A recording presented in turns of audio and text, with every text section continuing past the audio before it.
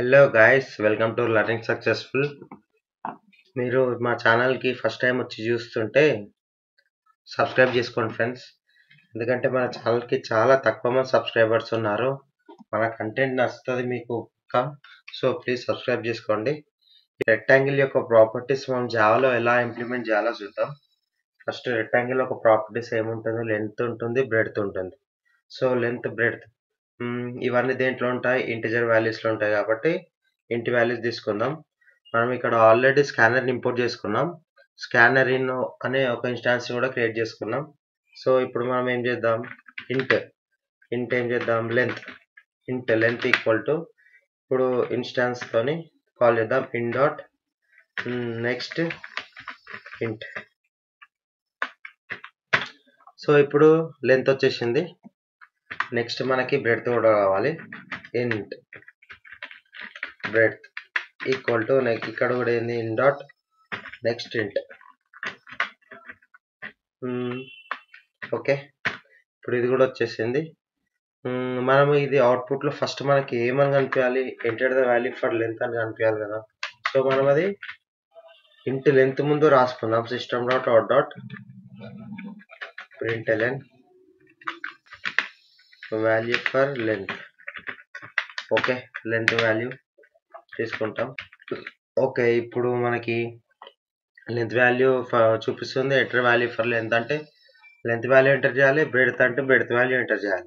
ఇది ఎంటర్ చేసిన తర్వాత మనకి నెక్స్ట్ ఏంది, ఫస్ట్ ఏరియా అనుకోవాలి. ఏరియా కూడా ఇంట్లో ఉంటుంది కాబట్టి ఇంట్ ఏరియా ఈక్వల్ టు, ఏరియా అంటే ఏమొస్తుంది, లెంత్ ఇంటూ బ్రెడ్త్.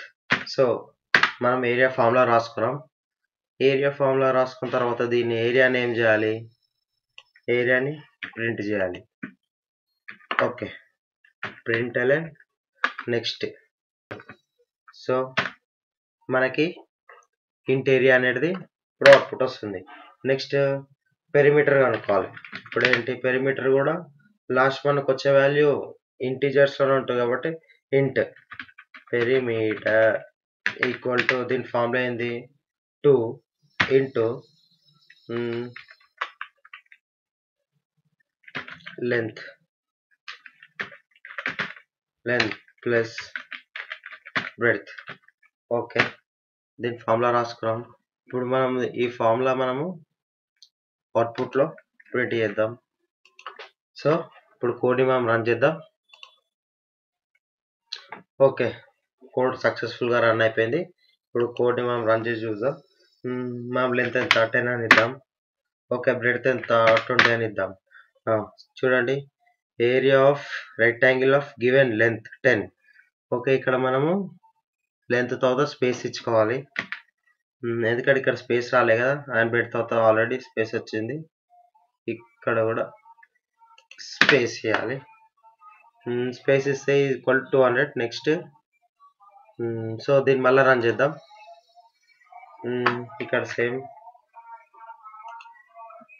ఇక్కడ 10 ఇచ్చాం, ఇక్కడ 20 ఇద్దాం.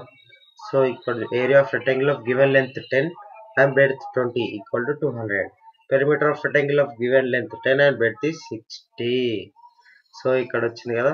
ఈ వీడియో మీకు చాలా క్లియర్గా అర్థమైందని నేను అనుకుంటున్నాను.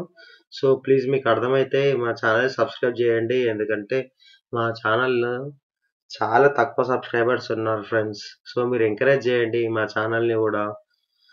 So thank you guys.